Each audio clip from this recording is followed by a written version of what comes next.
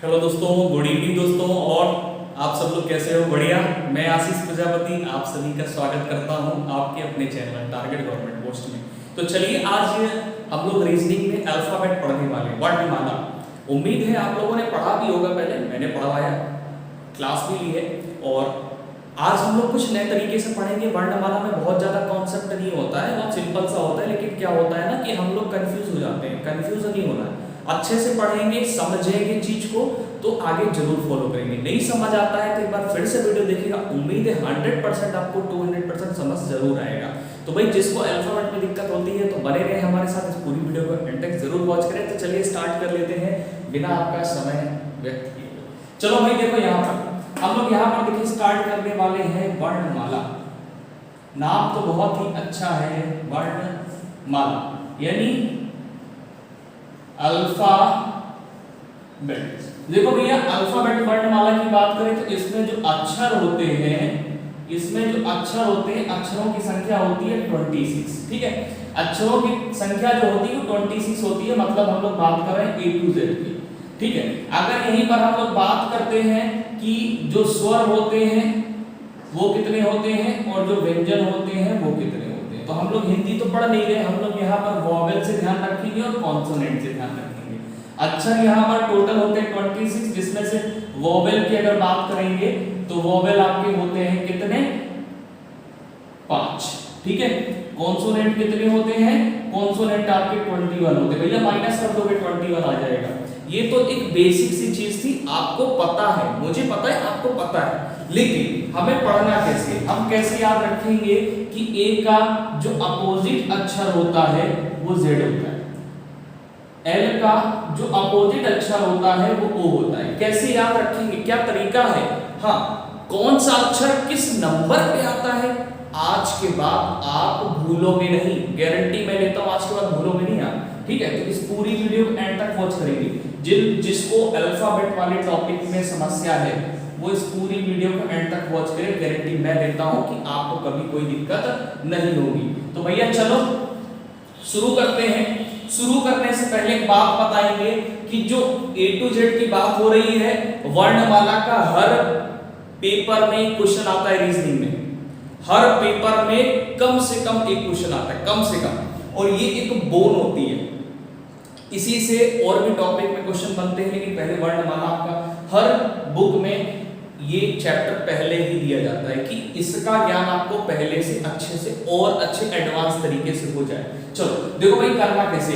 आप सभी को पता है कि भैया A B C D E F, ठीक है, G H I J, क्या लिख रहा हूं, J K L।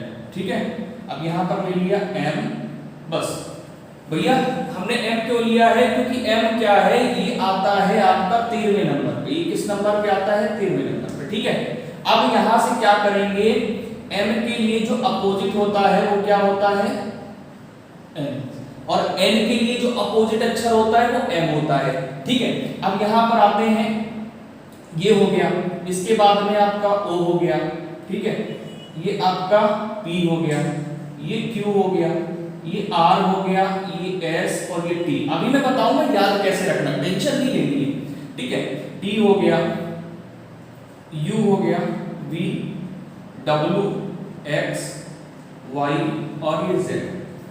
ठीक है, तो यहां पर भैया A के लिए जो विपरीत अक्षर है वो क्या है? Z। B के लिए जो विपरीत अक्षर है वो क्या है? Y। C के लिए जो विपरीत अक्षर है क्या है? X है। D के लिए विपरीत अक्षर क्या है? W। E के लिए विपरीत अक्षर क्या है? V। F के लिए विपरीत अक्षर क्या है? U। G के लिए विपरीत अक्षर क्या है? T। S के लिए विपरीत अक्षर क्या है? H। H के लिए S, S के लिए H। ठीक है, R के लिए I, I के लिए R, J के लिए Q, K के लिए, और जो भैया हमारे कानपुर वाले हैं, भैया हम तो कानपुर से वासी हैं, तो भैया जो कानपुर वाले हैं वो तो कानपुर से याद रखेंगे। K के लिए जो अपोजिट अक्षर होता है वो P होता है। ठीक है ना? अच्छा, अब L के लिए तो बिल्कुल भी नहीं भूलोगे, क्योंकि इतना जो आप अपने प्यारे दोस्तों से प्यार करते हैं। ठीक है, अब ये बात हो गई पूरी। सब दिख रहा, अच्छे से साफ साफ दिख रहा है एक बार? ओके, इसको मैं थोड़ा अच्छे से लिख देता हूं इधर।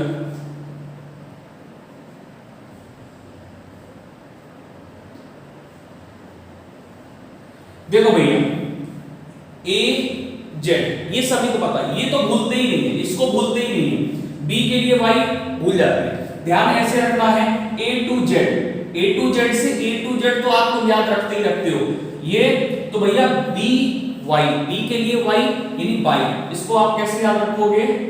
बाई से। ठीक है, यहां पर बच्चों का क्रैक्स आता है ना, खाने वाला क्रैक्स आता है, तो उससे क्रैक्स से इसको याद रखेंगे कि सी के लिए क्रैक्स, सी से क्रैक्स, तो क्रैक्स के लिए सी से एक्स इसका अपोजिट हो गया। ड्यू, लगाने वाला ड्यू आता है ना, हम लोग लगाते हैं ड्यू, लगाते हैं महकने के लिए, तो डी के लिए डब्ल्यू, डी डब्ल्यू, या फिर आप ऐसे याद रख सकते हो डी से डी और डी से डब्ल्यू। ठीक है ना, डी से डब्ल्यू और डी से डी और डी से डब्ल्यू, डी से आप इस तरह याद रख सकते हो ये। तो भैया यहां से आप ई बी इधर याद रख सकते हैं, ये full, F double full, F you full. ठीक है, तो यहां से आप इस तरह एफ के लिए विपरीत अक्षर ध्यान रख सकते हो। और अच्छा तरीका बताएंगे अभी कि आप कैसे ध्यान रखोगे कौन सा अक्षर किस नंबर पे आता है। यहां पर तो भैया जीटी रोड आपने सुना होगा, जीटी रोड सुना है होगा भी आपने, तो जीटी रोड यानी जीटी, जी के लिए टी या टी के लिए जी, तो जीटी रोड इस तरह हम लोग याद रखेंगे। ठीक है ना, यहां पर ये हो जाता है हाई स्कूल, कैसे याद रखेंगे? हाई स्कूल, हाई स्कूल से ध्यान रखिएगा कि एच का जो विपरीत होता है एस होता है और एस के लिए एच होता है। ठीक है ना, इस तरह याद रखेंगे। ये इंडियन रेलवे, इंडियन रेलवे से हम आई के लिए आर याद रखेंगे। ठीक है, ये आपका jungle queen, J for jungle queen, जंगल की रानी, जंगल क्वीन, जे के लिए क्यू, अपोजिट अक्षर होगा। यहां पर कानपुर वाले जो है वो कानपुर से याद रख सकते हैं, कानपुर। ठीक है, के के लिए अपोजिट क्या है? पी, और पी के लिए अपोजिट क्या है? के। अब यहां पर बात आती है भैया एल के लिए, तो लव से याद रखोगे ना, लव मतलब प्यार। ठीक है, तो एल के लव से याद रखेंगे कि एल का जो विपरीत अक्षर होता है वो ओ होता है। ठीक है, और मैन के लिए आप इससे याद रख सकते हैं मैन से। ठीक है ना, एम ए एन, मैन से याद रख सकते हैं एम के लिए एम, एम के लिए एम। ठीक है, तो ये बात यहाँ पर आपको थोड़ी सी समझ आ गई होगी, लेकिन लर्न कैसे करना है। जब आप इसको क्या करोगे, ये जो टेबल आपको दिख रही है ना, आप इसको 2-4 बार बनाओगे। ये जिस तरह से मैंने लिखा हुआ इस तरह आप बनाओगे, बनाने के बाद आप बोलते चले जाओगे A to Z, by, B Y, cracks, C X, dew, D W, even, E V, full, F U, GT road, GT, high school, H के लिए S, Indian railway, jungle queen, Kanpur, love, clear man. हो गया, clear हो गया? कोई दिक्कत नहीं है, समझ आ रहा? अच्छी बात। अब हम लोग देखेंगे कि इनका हम नंबर कैसे याद रख सकते हैं कि कौन सा नंबर किस कौन सा अक्षर किस नंबर पे आता है। तो इसको साफ कर दें। ओके, इसको साफ करते हैं। तो यहां पर लिखेंगे, यहां पर लिखते हैं ई। ठीक है, ई हो गया, जे हो गया, ओ हो गया, टी हो गया और वाई। ये सभी नंबर क्या होते हैं ना, 5 के मल्टीपल होते हैं। इनका जो स्थान होता है वो 5 का मल्टीपल होता है। कैसे देखना, ई आपका 5वें नंबर पे आता है, जे आपका 10वें नंबर पे आता है, ओ आपका 15वें नंबर पे आता है, टी आपका 20वें नंबर पे आता है, वाई आपका 25वें नंबर पे आता है। इसमें किसी को कोई दिक्कत नहीं है ना? हाँ, ये हमारी हेल्प वहां पर करता है जब हमें ये देखना होता कि कौन सा अक्षर किस स्थान पे आ रहा है। जैसे कि हमने आपसे ये बोला, इसको रफ कर देते हैं, ये देख लो, समझ लो, लिख लो, लिखना होता है, स्क्रीनशॉट ले लो। तो हम लोग यहां पर बात ये दोस्तों कर रहे थे कि इससे हम लोग कैसे याद कर सकते हैं कौन सा अक्षर कहां पे आता है।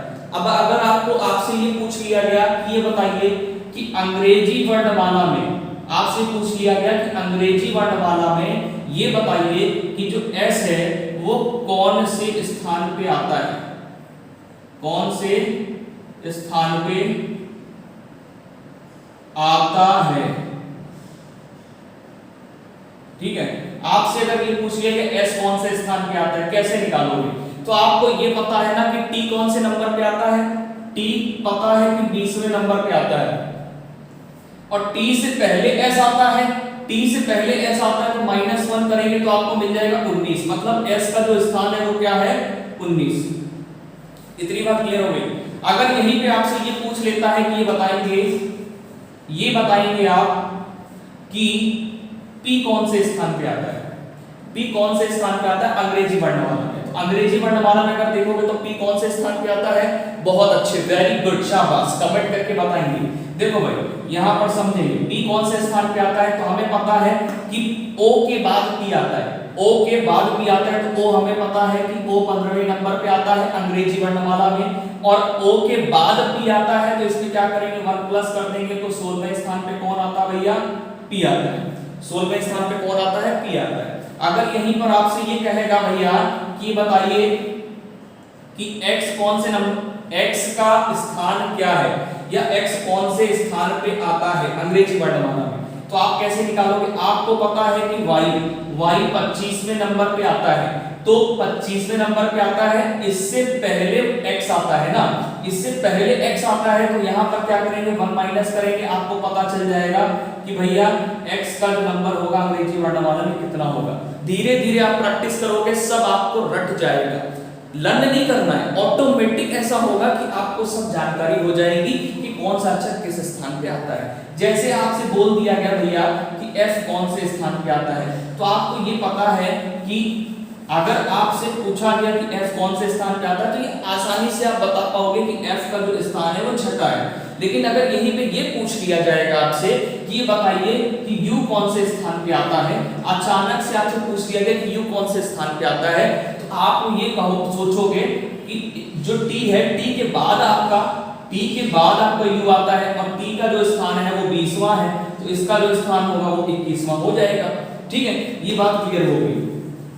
अब यहीं पे अगर आपसे पूछा जाएगा कि बताइए कि n का स्थान कौन सा है, तो भैया आपको पता है कि n फिर o, तो o का स्थान अगर 15वां है तो n का स्थान क्या होगा 14वां, तो आपको यहाँ पर स्थान का ज्ञान हो गया। अब हम लोग कुछ क्वेश्चन देख लेते हैं कि किस तरह से बाएं और दाएं वाला खेल होता है। आपसे जैसे बोल दिया गया कि ये बताइए कि अंग्रेजी वर्णमाला में बाएं से चौथे अक्षर के बाएं कौन सा अक्षर होगा, ऐसा क्वेश्चन अगर बोला गया तो कैसे करेंगे? भैया क्वेश्चन में बोला गया कि अंग्रेजी वर्णमाला है A B, अंग्रेजी वर्णमाला लिख दे रहा हूं, ठीक है, मैं लिख दे रहा हूं A B C D E F G H I J K L M N O P Q R S T U V W X Y Z। देखो भैया हमने इसलिए ऐसे लिखा है कि ज्यादा आगे लिख देंगे तो हो सकता है कि आपको दिखाई नहीं पड़ रहा हो, बोर्ड इतना बड़ा नहीं है। हाँ, क्वेश्चन में ये कहता है कि बाएं से चौथा, जो चौथा है, बाएं से जो चौथा अक्षर है, जो चौथा अक्षर है, उस चौथे अक्षर के चौथे अक्षर, बाएं से चौथा अक्षर है, या बाएं से चौथे अक्षर का, बाएं से चौथे अक्षर का, या ऐसे मैं तो बना रहा हूं, बाएं से चौथे यानी फोर्थ वाले जो चौथा अक्षर है उसके चौथे बाएं, उसके चौथे के बाएं चौथा अक्षर कौन सा है, ये पूछा गया। ठीक है, मतलब इसका मतलब हो गया कि चौथे के बाएं चौथा अक्षर कौन सा है, समझिएगा, बाएं से चौथे अक्षर के बाएं चौथा अक्षर कौन सा है। तो यहां से आपने काउंट किया कि 1 2 3 4, ये चौथा हो गया। अब इसी के लेफ्ट जाएंगे या ये इधर जाएंगे। तो भैया आप एक बात समझो, आप एक बात समझो, समझना ये है कि उसने ये बोला कि बाएं से चौथे अक्षर, चौथे पे पहुंच गए, फिर कह रहा है कि बाएं चौथा अक्षर कौन सा है। तो यहां पर ये इसका क्या होगा, ये इधर साइड इसका बायां होगा और ये इसका क्या हो जाएगा, ये बाएं साइड होगा और ये दाएं साइड होगा, ठीक है। तो ये बायां ये दायां, तो आपको फिर से कहां आना पड़ेगा, उल्टा आना पड़ेगा। तो आप कहां पहुंच जाओगे, यहां पे। तो आंसर क्या होगा, आंसर आपका हो जाएगा ए, ठीक है। अगर यहीं पे बोलता कि बाएं नहीं, बोलता कि दाएं अगर बोल देता तो भैया आपको क्या करना होता, 4 में फिर 4 जोड़ देते, यानी 8वां अक्षर कौन सा हो जाता, 8वां अक्षर आपका ये हो जाता, 1 2 3 4। तो चौथा अक्षर ये हो जाता, जो कि आप ये इस तरह से प्राप्त कर लेते अगर यहां पर दाएं करता तो। लॉजिक क्या है, लॉजिक ये हो गया कि अगर आपसे बोलेगा बायां और फिर से बायां, तो आपको क्या करना है, माइनस करना है। अगर यहीं पे बोलेगा बायां प्लस दायां, तो आपको प्लस करना है। ये दो बातें ध्यान रखनी है। अगर जो साइड उसने बोली है, बाएं बाएं बोला है तो माइनस करेंगे, और बायां दायां बोला है तो प्लस करेंगे। वो चाहे आपसे बोले दाएं दाएं बोलेगा तो भी माइनस करेंगे। अगर यहां पर बोलेगा दायां और फिर से दायां, तो भी आप क्या करोगे, माइनस करोगे। अगर यहीं पे ये सिचुएशन बोलेगा तो फिर आपको क्या करना है, प्लस करना है। ये चीज आपको ध्यान रखनी है, ठीक है। तो मिलते हैं अगले वीडियो में क्वेश्चन के साथ में, नहीं तो वीडियो बहुत लंबी हो जाएगी। अगर आपको समझ में आया कॉन्सेप्ट तो जरूर लाइक करें, सेशन को शेयर करें। धन्यवाद।